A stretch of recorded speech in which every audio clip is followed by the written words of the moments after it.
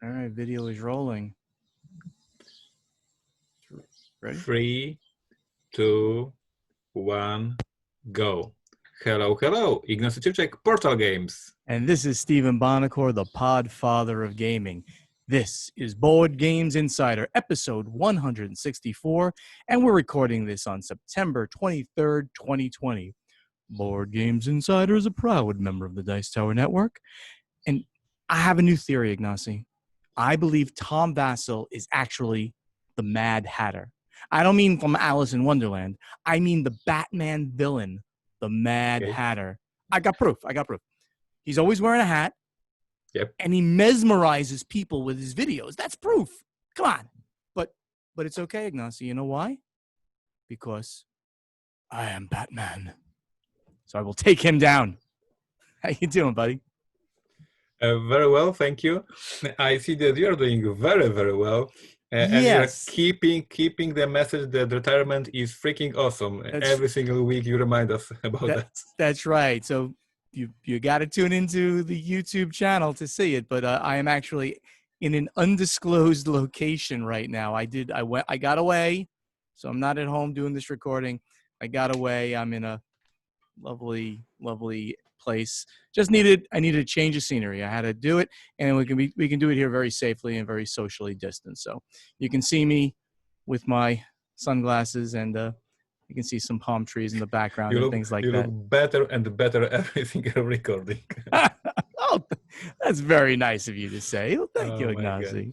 So, well, anyway, let us hear what is really happening in the business side of things over at Portal Games.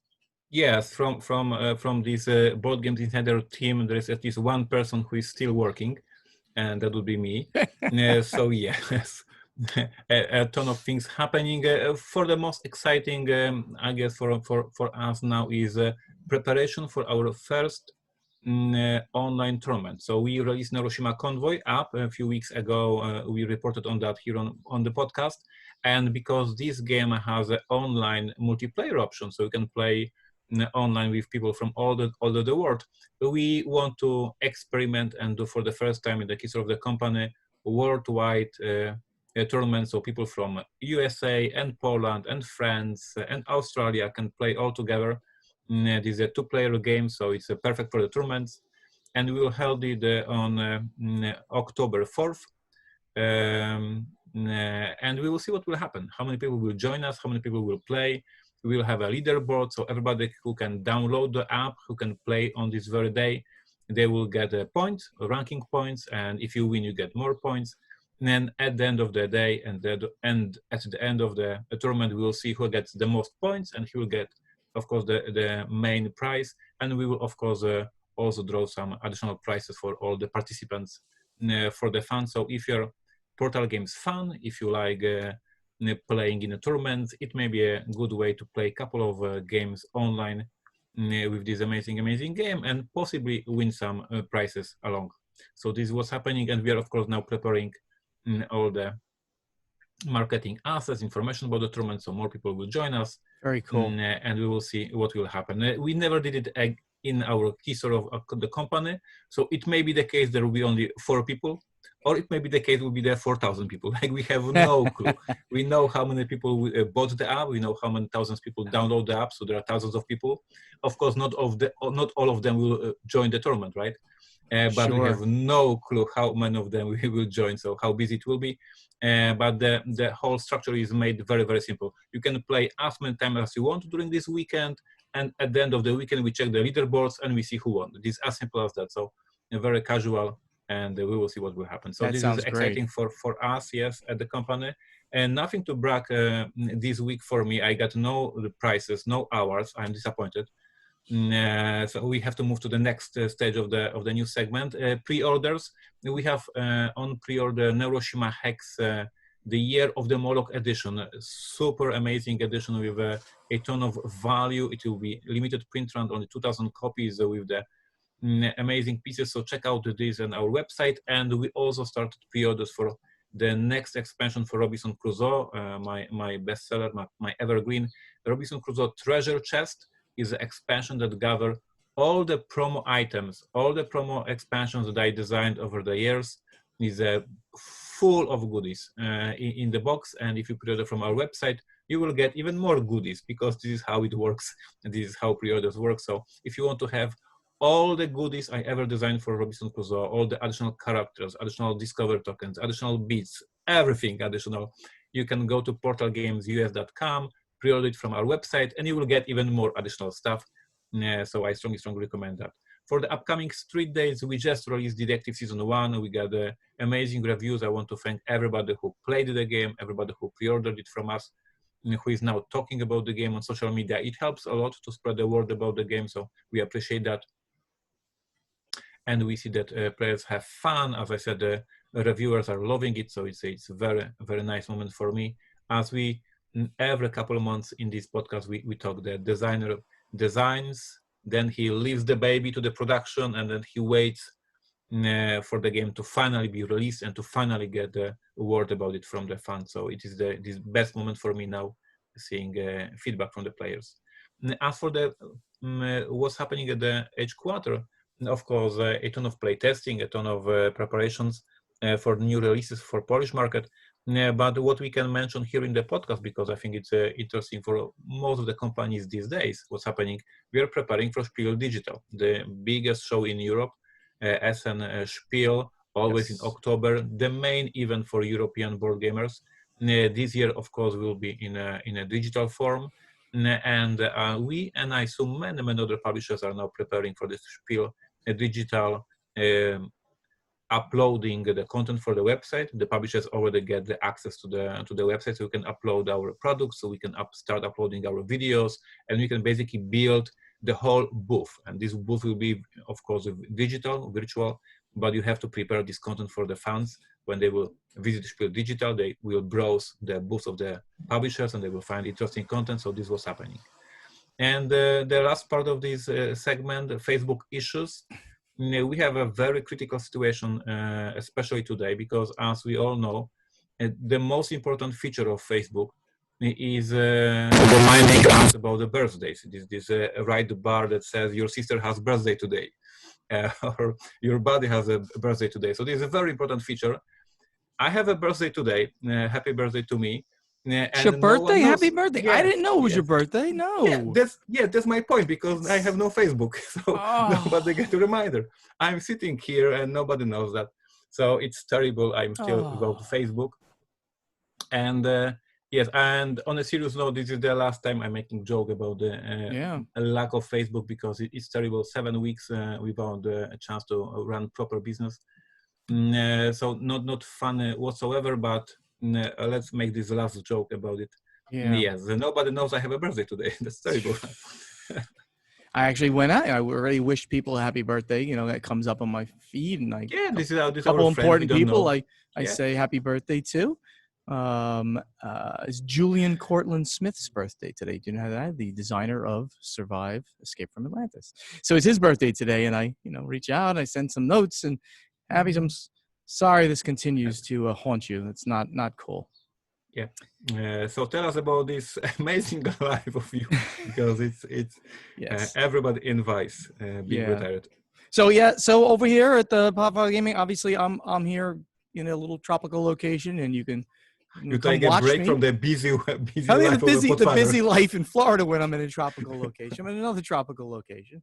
And I did it, and I really just wanted it's a little mental health getaway. I mean, because we've all been so stuck in our homes, and even if you go out a little bit, it's the same scenery. And this year I would have been away 15 trips this year, and that I missed 15 different trips. Crazy. So it said, you know what? I believe it is now safe enough that I can get out a little bit, and at this location I can be very, very, very socially distanced. Without telling us the location, plane or a drive?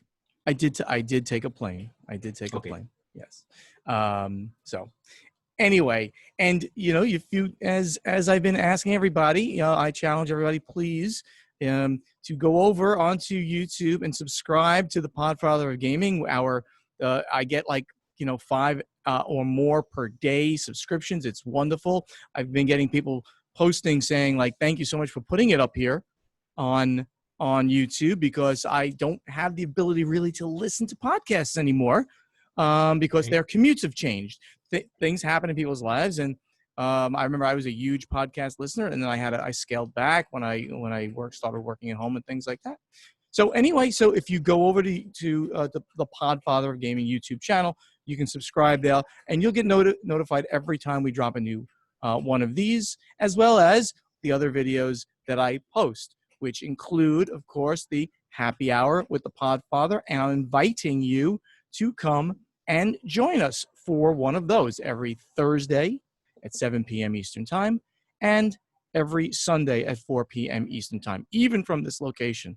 And in fact, I kind of told people where I was on the last one. So if you really want to find out, you can go and watch the last happy hour with the Podfather. But come over and spend some time. We had a couple new people show up at the last one. It's not intimidating. Don't worry. We just hang out and relax and be positive for each other. Of course, the other social media, please like me on Facebook. That's /Podfather Gaming, and follow on Twitter at Podfather Gaming. I'm also, as I've mentioned, the Dice Towers board game breakfast with Tom and Z. It's been going fantastically. I was actually going to take the week off this week, but you know what? No. Since I can do this, I can do that with them too.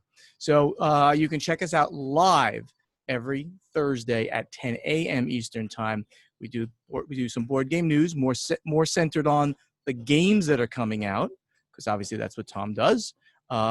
We have contributors that put up videos as part of it. That's the not live portion of it. And we do a game show where I've been doing very well against Tom and Z in beating them, but I did lose the last one, so we'll see. Oh. My biggest news of the week, besides being, here in a lovely place, is that I played War of the Ring. I reported that I was going to be playing it last time. Pics. And yeah, it was fantastic. I played against Roy Canaday of the Dice Tower, and the evil one crushed the free peoples and have turned Middle Earth for another 1,000 years of darkness.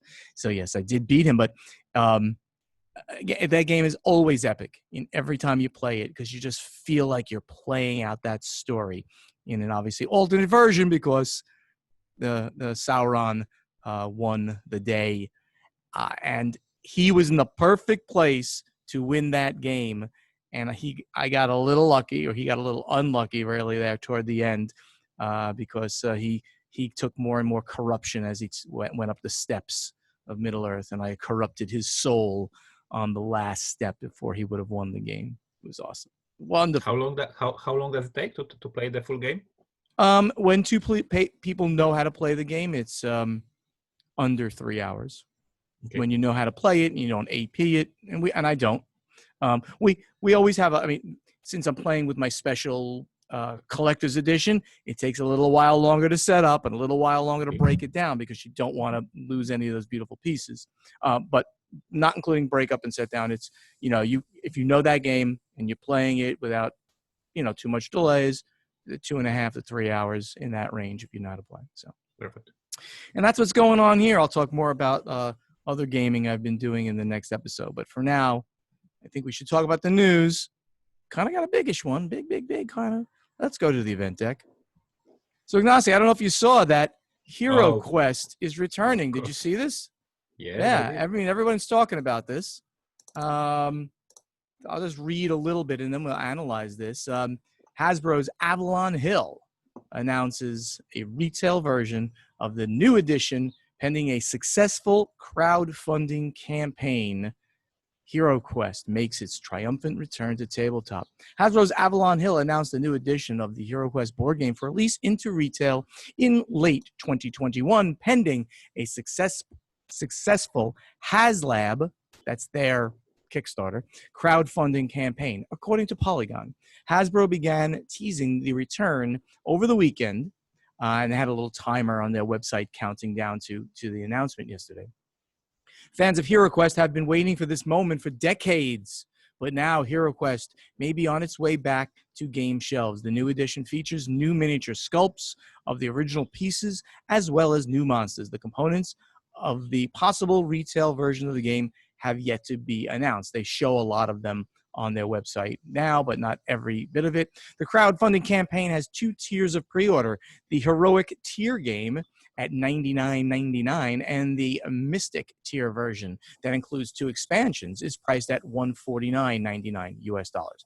Hasbro has set a big funding goal in this of $1 million for the campaign, basically in pre-order sales. This is a huge pre-order that they are considering a crowdfunding, a Kickstarter-like campaign. The management of Avalon Hill has recently moved over from Wizards of the Coast back into its parent company, Hasbro, which we reported on actually last episode. So Ignacy, obviously big news for people who loved the game as kids. Some people still own it, though it was very hard to come by for the longest time. Of course, hasn't been in print in decades. I have some comments about this, but I want to see if there's anything you want to mention before I get into some things. Yes, for me, it's we talked about restoration games many times in the podcast, Sure. because I'm a huge fan of this company, of the concept, and here we are with once again a company taking this sentiment factor for the fans to bring the game that was out of the print for the years, and we all, by we I don't mean me because I haven't played it because it was not available in Poland, but we as the gamers in America, you guys played it as a kids. And I guess there will be so many people who will just buy this box and they will not ask about if there is a new rules, if there is anything else. They just see the cover. The cover is as in the previous editions. They see the cover. They say, "I remember it from the childhood. I want it in my collection. I want to play it with my kids. I want my kids to understand how I was developed as a gamer." So I expect a huge success. I'm not sure if I'm right. I'm not sure if we will see it indeed, but I know that the sentiment factor is one of the most powerful things in life. We all sentimental, yes, we appreciate our memories, our childhood memories, and to have the game that was so important for so many of us in the collection these days, it's super important. I'm just checking the website here. I don't know if you see the numbers. I do. I didn't look at the current number that they have. What is it? How much money? They're about to. That's funny. Yep. One day later, they're Yep. about to make their $1 million goal. If we record a longer episode, it may happen during the recording. It may happen right they're now. at $993,082 at the moment, as of when I guess when I. It doesn't look like it's. They're lacking $7,000 to make this 1 million. So maybe it will happen right now.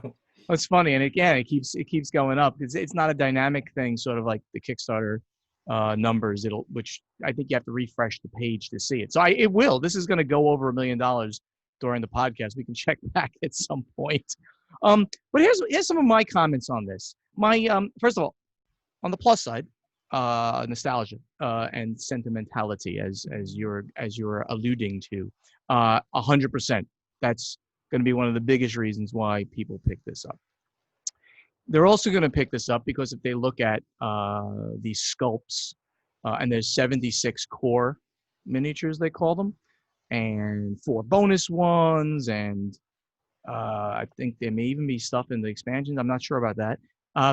They are beautiful. I mean, the ones from the original, there's a very funny video that a guy did, and I apologies, I don't remember his name, but it's a funny video about Heroquest being the greatest game ever done. Yep. Because he's giving you remember that one. He's great. Yes, he's so good. I'm subscriber to him because he has some of the crazy, the guy with the bird, right? Yes, the guy with the beard, the crazy hair. He is hysterical.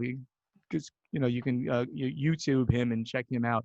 And he talks about how great the miniatures are in the original, because nobody would ever not know that this is the warrior, because look at him, he got his swords. And then he shows like the current like Games Workshop miniatures, and they're like so detailed and stylized, and sure that might be the fighter, but it could be this and it could be that, because there's so many details on them. You have to look at them versus these basically ugly sculpts in the original. Let's face it, they were just ugly miniatures. Now they've gone with the modern sculpting. Everything looks amazingly done. The doors, the tomb, the sorcerer's table, all these beautiful, the bookcases, it looks fantastic. Your artwork looks fantastic as well. So from a look perspective, number two, good thing. This is going to look really nice on your table. Now the negative side. It looks like they have updated not a single thing of the game system itself. Now, you mentioned Restoration Games, phenomenal company. Justin Jacobson, great guy. He had this concept.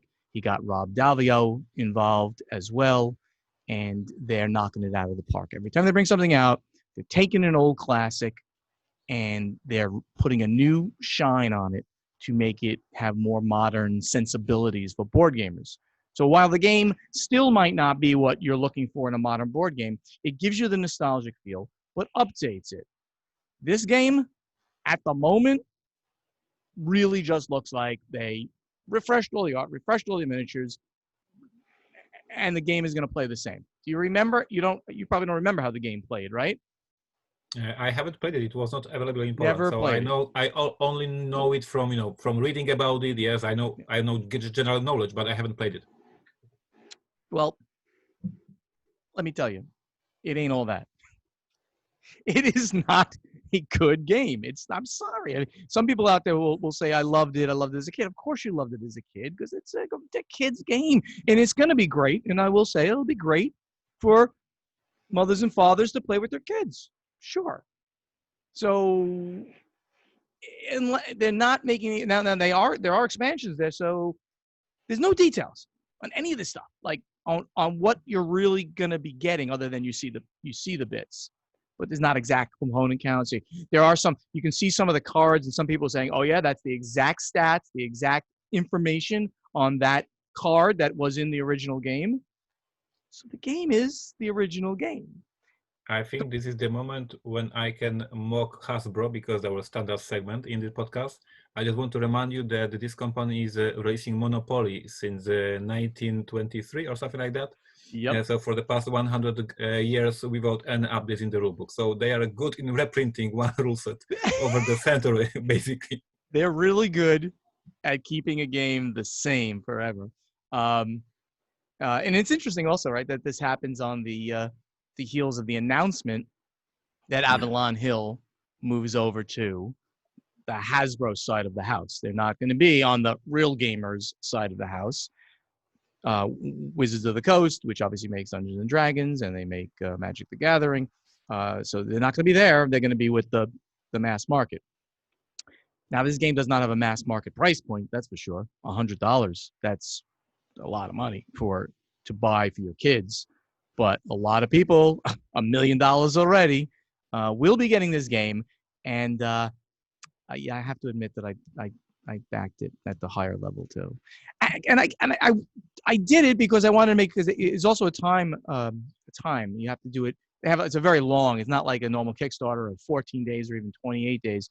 They're going till the end of November, the middle of November. So you've got like 60 days or something like that to do the backing. But I'm like, all right, I'm going to get on their mailing list. I can always pull out, right? You always say, no, I think I can. Tell us, what's your point of view of big gorilla Hasbro doing crowdfunding? Oh, and that's, yeah, I mean, it's sort of another thing that, let's face it, I mean, they certainly don't need to, but the same way that you, Ignacy, and I at Stronghold back then were saying we kind of should get on this bandwagon, and we kind of need to do this because it is a huge marketing event. And this is all people are going to be talking about now. The gamers are going to be talking about this, and their kids are going to get excited for it, and Board Game Geeks are going to get excited for it. Now, there's there are the excited ones on Board Game Geek, and then there are the people like saying, like, this is the biggest piece of crap. Oh, by the way, it's not available in Europe. How about that? Not available outside of North America.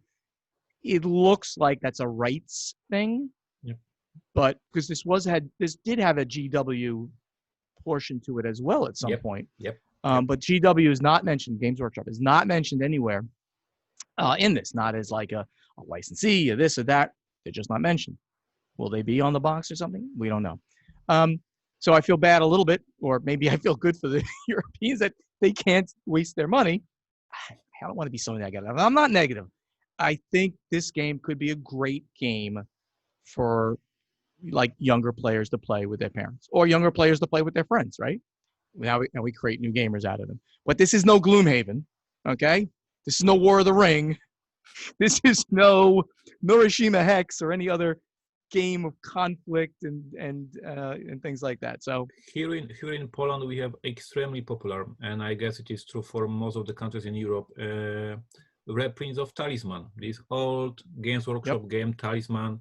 It's also quite stupid. Roll the die, move the dude, read the card. It's super simple, right? And it sells like crazy on the same factor that we are discussing. Like so many fathers who have now 40 years, they played it as a kid. They want to enjoy their time with their kids, so they are buying this Talisman, playing with their kids. They have a great parent and children moment. Yes, playing with the kids. Kids are enjoying rolling dice and killing monsters, and parents are happy because they are spending time with their kids. So this is like a win-win situation. So yes, it's gonna be success. I mean, it's going to be very successful. And let's see, did it get over 1 million yet? It probably did. Did it go yet? 2000. Now we're 2,000 away. So as we leave this segment, they will hit 1 million. They're at $998,332.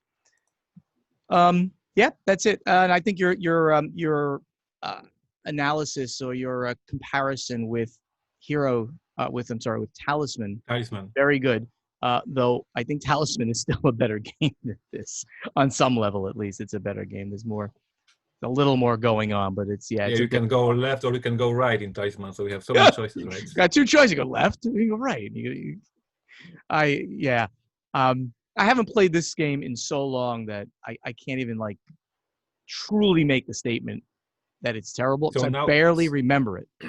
So now we can even discuss how many of people like me there are who never played this game. They know it as this cult classic, amazing game from the past, and they just want to try it, just want to have it in collection because they never experienced it in the first place. Like I was considering, of course, backing it. I will not do it because I'm not crazy, but I wish I can have it in collection, right? This is something I was missing as a kid, right? Sure. All right, we're gonna go on, even though we're 1,400 away. We'll move on, but by the time we take a few questions, it will go over $1 million. Let's go on to strategy and tactics. Willis Losa, who is not Pro Tour on Board Game Geek. Hello, gentlemen. I'm curious if there has ever been a game that you started development of and you had to walk away from or abandon the project. If so, what were the roadblocks or barriers that caused this? Did that game ever surface elsewhere? Thanks for your time.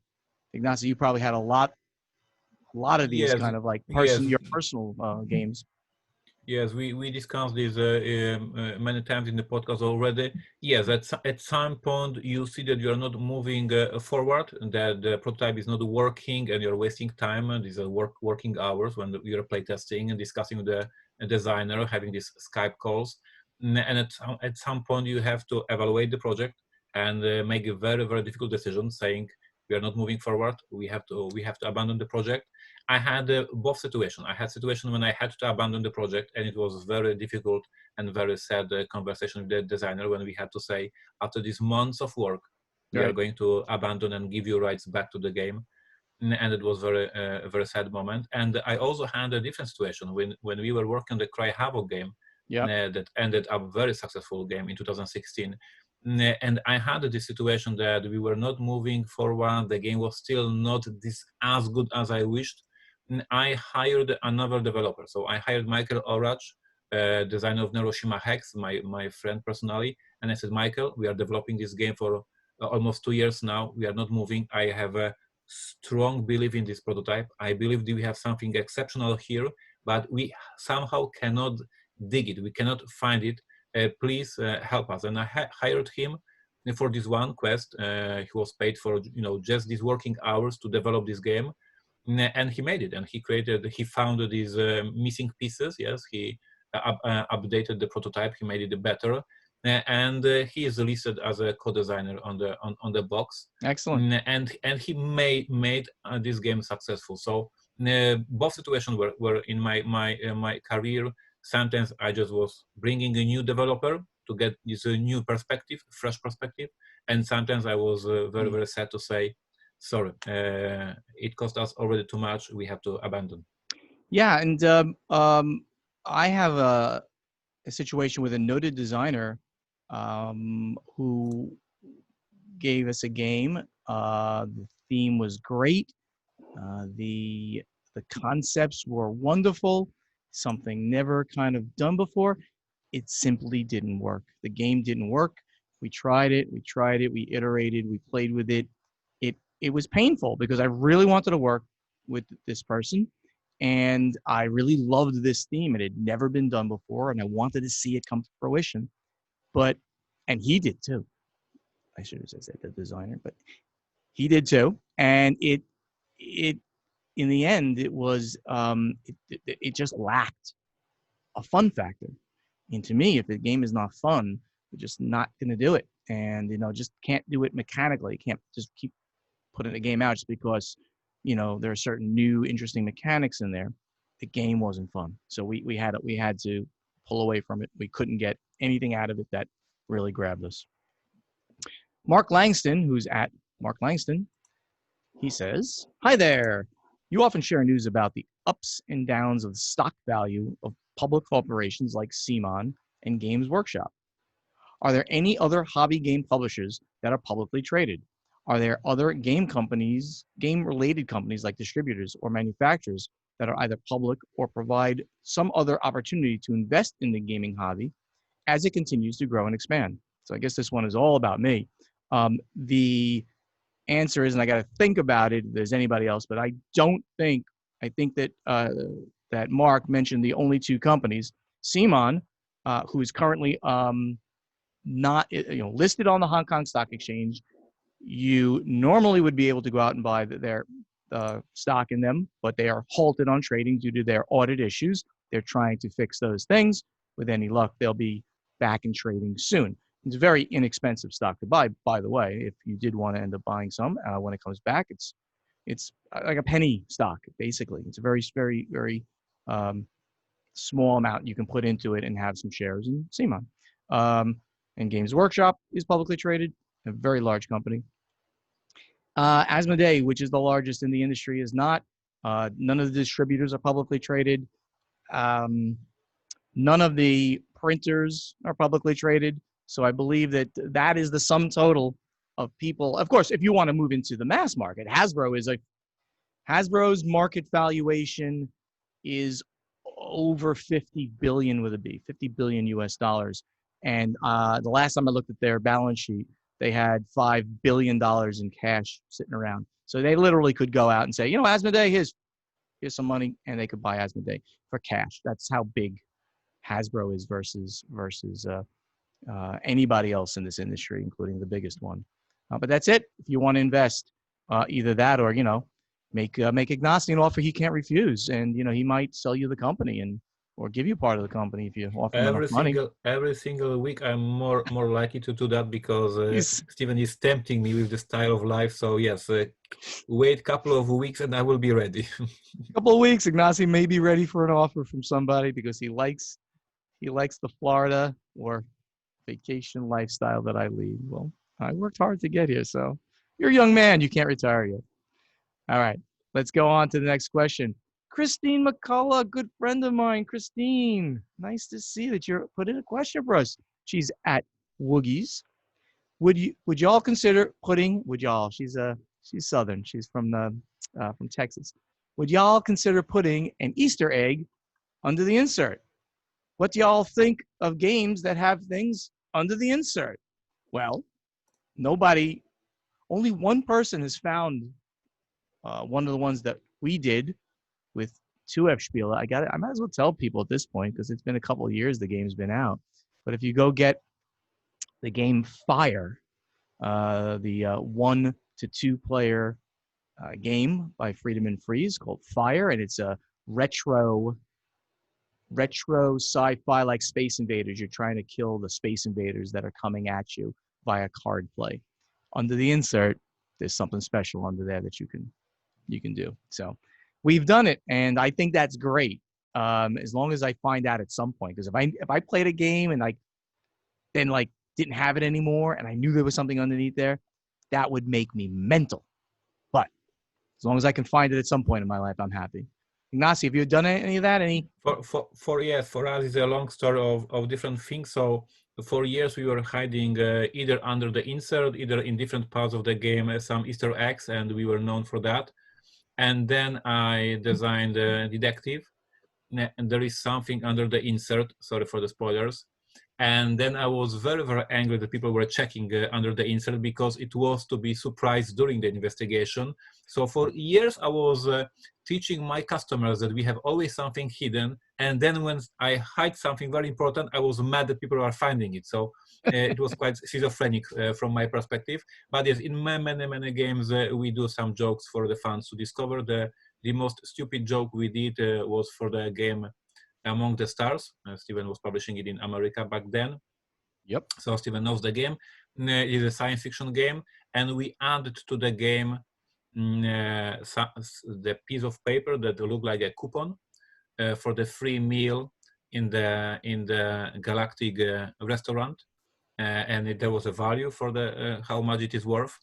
And we thought it is quite obvious this is a joke because there's no Galactic restorations. I mean, we don't know about any Galactic restorations. The number of emails from the angry customers asking us that where they can cash in this coupon, you will not believe how many customers treated it as a serious coupon and wanted to double check where they can cash it. Mary was furious at me for this idea because she had to answer dozens of emails from the frustrated customers. So this was in your edition of Among the Stars. It was my stupid idea, yes. We didn't have it only in Polish edition, my stupid idea. Coupon for a Galactic restaurant. The Galactic restaurant was a coupon for the Galactic. And did it say did it have what was the currency in the game? Was it called mega credits? Oh yeah, it was a Polish zloty. There was a Polish zloty for the Galactic restaurant. You had Galactic meals, and people were trying to cash in and asking us emails where to cash in. Mary was really, really angry at me. And I thought this is a so brilliant idea for the Easter egg.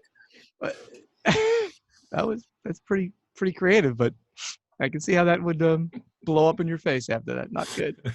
Very good. All right, Andreas Johansson, who is at Kingante on Board Game Geeks. Hello, Board Games Insider. Do you use playtesters for your games that are not from an English-speaking country?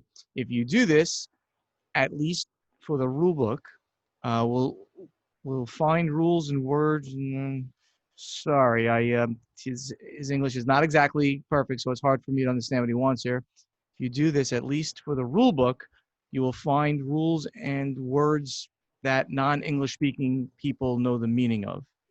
So I'm going to have to answer it only on the first part, sort of.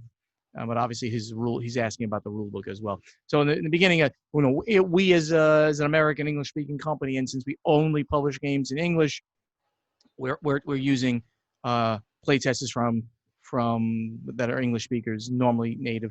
Occasionally, of course, that in the games that are co-published, back with Stronghold, it might have been tested first in German or something like that, and then it comes over with the English translation. We work on the rules to make sure the English is as good as it should be, and then we'll test it with English speakers. Ignacy, you must obviously be using Polish speakers as well. We use Polish playtesters, of course, here around our offices and in our area. But with the exception for Detective, all our games are designed and written in English first.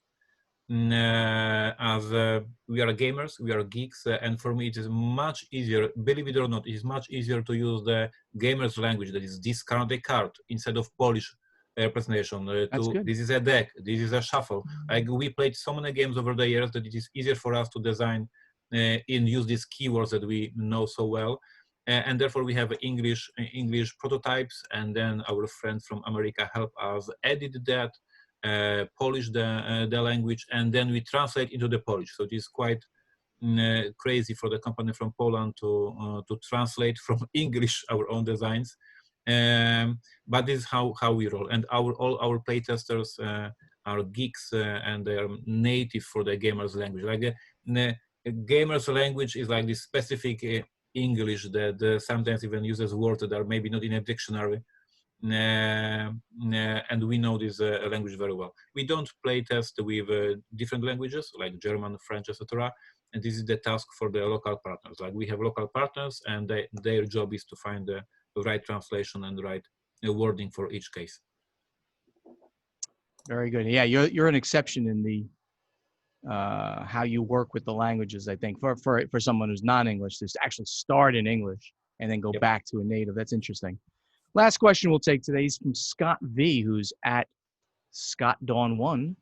I started listening somewhere around episode 30, give or take. Thank you, Scott. I'm toying with the idea of starting a podcast and launching it via Kickstarter. I would want to raise $2,500 to $3,000 for recording equipment, laptop, external hard drives, business startup expenses, etc. Plus, a Kickstarter will show me if there is demand for a podcast of this sort. And if there's none, then no harm, no sweat. Anyway, my sister-in-law thinks she can practice law, and is telling me my idea won't work. She believes that a publisher or designer could legally shoot it down. My podcast would be strictly to read rule books from cover to cover. It would give opening credit to the designer, publisher, artist, etc. Then just read the verbatim rule book. I've heard from a few other people what a great thing this would be, listening like while driving or falling asleep, etc. My question to both of you is not if this will fund and be a success. Probably won't, but I'd like to try. But if I can do it from a designer, publisher standpoint. I know Stephen has repeatedly said, all press is good press, so I can't imagine publisher objections, but wanted to run it by you industry guys first. Well, he mentions me. Okay, you want to go? Go ahead. Before I go, I wanted to report that the Heroquest was successfully funded. Thank you very much. It took a long time to read that, so it funded. Yeah. Very good. I believe it is a brilliant idea, and I believe that because I had this idea already. When I was traveling a lot, a few years ago, I had to travel a lot in the car, so I spent so much time in the car. And I agree, I was thinking like, instead of just driving for 2 hours and listening to the music, I could drive these 2 hours, listen to the rules of the game, and then for the weekend, I will be prepared to play the game. And we were, as a Portal Games, considering trying to do something like that. So our rule books in the audio format, like a podcast. We never went for that for the reasons I mentioned a couple of weeks ago when we were discussing Alexa skills. I'm not a native speaker. For me, hiring voiceover actors, and people who speak English is a trouble. So Portal Games never went for that. But I believe there will be a ton of people who are in traffic, going to work, going from the work, and they could listen to the rules and then play the game at home. But he's asking about the legal things. Yep. I'm not a lawyer, so I don't know. I know that for sure Portal Games would not sue you if you just do voiceover for my rulebooks. I would be happy. And we are not suing Watch It Played. We are not suing anybody else who is doing tutorials in the YouTube. Right. So, yeah. So the short answer is there isn't a single publisher or design. No one is going to say, you can't read my rule books. Technically, that is copyrighted material. So there, by the way, I am not a lawyer and I'm not your lawyer. So you obviously got to take this with a grain of salt. But nobody's going to come after you for reading the rule books because it's good press. It is good press, and you're helping the company and you're helping the community. You're helping. So I think it's a great idea. Go for it. The thing that I take exception with about what you're mentioning here is that I don't see at all the need to raise $2,500 to $3,000 to do this. I mean, if you're trying to like make money to do it, maybe, but you could get by, Ignacy. I mean, I don't think we've spent $3,000 in the 5 years that we've been doing this. I don't think our time is money, but besides our time, we pay a podcast editor, but it's not that expensive, and so he does that. I bought this microphone here recently only. I was using this headset. If people can go on the YouTube channel and see my really high-tech, amazing headset that I believe cost me, it had a microphone built in, $35 when I bought that, and I used it for the entire time. Now I just use it as the headset without the mic, and I bought this real expensive $130 mic. It's not expensive, right? That's really not much. And the recording, the audio recording is you can get done on any computer. I'm doing it on my laptop. Ignacy does it on his iPhone, right?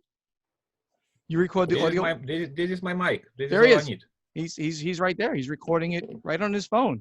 So the numbers that you're shooting for here, you don't need a hard drive.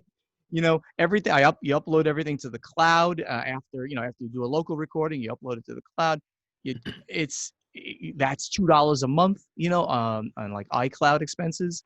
So I think you need to revisit your expense structure. But otherwise, I hope you do this. I think it's great. I think it's sort of a niche market. I don't think a lot of people are going to listen to rule books, but the people that will think you're the greatest. I hope you have a nice voice too. So do it. I think it's great. Ignacy, ready? We'll go on to our playtesting segment. And today I have probably the last one. I promise probably the last one time I'm asking about virtual conventions, because this is what drives me this year. And we discussed Gen Con online, we discussed VGG virtual, and today I'm asking about the Spiel Digital, the last big virtual convention of the year. We will have more. There will be a PAX virtual, there will be a Shut Up and Sit Down virtual, but of course Spiel Digital will be the biggest, the massive. And we already see, I don't know if Steven is seeing that on social media, but there's so many already information about Spiel Digital. They are very active on social media. Yesterday they published the first trailer for the show. Their Twitter account is very, very active. I have no clue what's happening on Facebook, but I believe it's very active as well. And so my seeing how much effort they are putting in the show, how much preparation there was in the show. My question is very, very simple. What are your expectations for the Spiel Digital?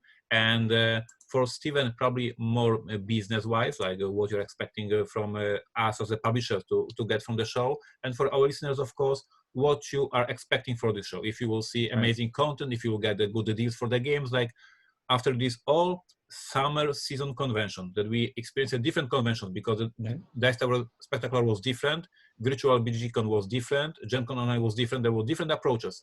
And now we have this conclusion in the Spiel Digital, what you're expecting from this convention. Yeah, so for me, what I'm expecting to get out of it, now being a private individual, not a company, but as me, I'm gonna tune in and check out, the companies that I really like to follow and the companies that I think are doing some of the best games. I'm gonna tune into like Board Game Geek's coverage of those companies. And in the past, I didn't watch too much of that. I had to get onto Board Game Geek and talk about my games. But now I can sit back and let me see what Portal Games is doing. Let me see what Simon does. Let me see what all these companies do, and as they're showing off their games on the Board Game Geek feed. But then there's also going to be other feeds that the Spiel themselves, I believe, are doing. They've hired companies to do them, and I want to see like the sort of like some of the business side things that they'll have, like talking to people about business during COVID and stuff like that. So I'm hoping to get out a good gamer's knowledge of it all, and then also to see how other businesses have reacted. I know how we've done it, before I left, and what we were doing, and we've talked about it here. I want to see how the rest of the world is doing it. Ignacy, what about you? Yeah, for me, what you mentioned is business side. Like Spiel Digital, when we are discussing with them, they are preparing some special rooms for the B2B meetings with the publisher. They are preparing some special rooms for the prototype designers that will meet the publisher. So it is the first time this year that this online convention, this virtual convention, is preparing the whole section for business, for B2B environment, trying to help us, publishers, distributors, retailers, meet together and make a business. And I had a discussion with my license manager, Greg, today, actually.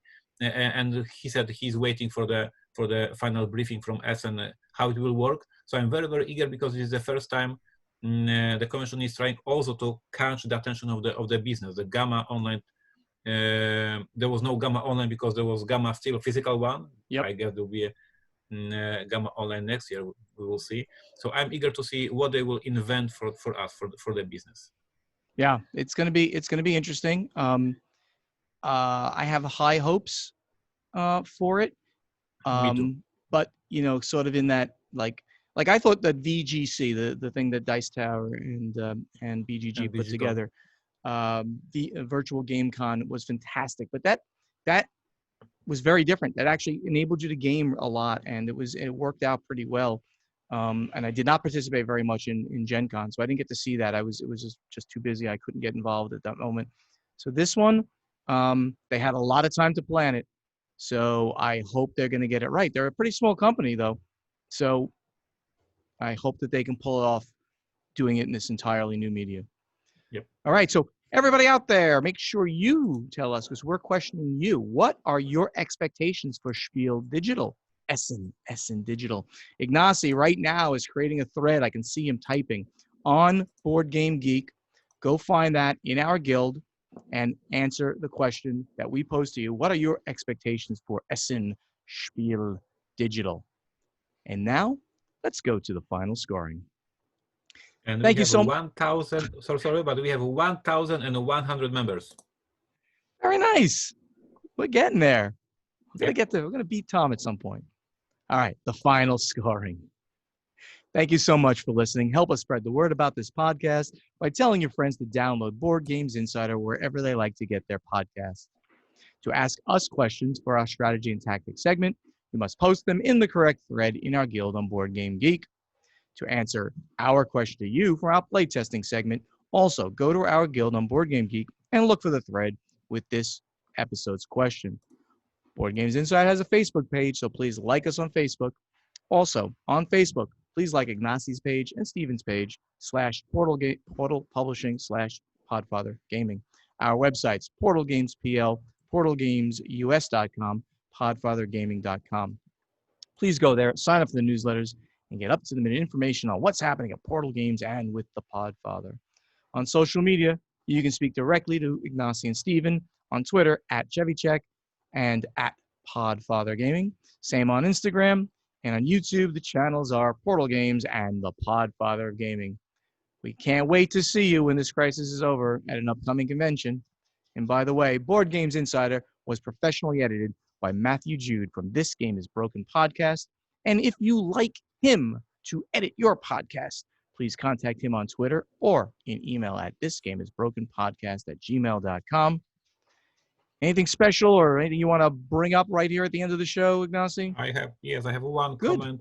I'm looking at this video part of our podcast to remind everybody that we are also on video. Yes. And I look these bright colors from your side, these sunny amazing colors, and I see my Slavic poor camera and gray colors, and I see like this represents so much our different characters, and me, Slavic, Ignacy from Poland, and Sunny, Steven from America. I love it. Thank you, Ignacy. And everybody could watch this if they head over to the Podfather Gaming channel, subscribe, and watch our podcast as well as listen to it. Thanks again, everybody. We'll see you in a week. Bye-bye.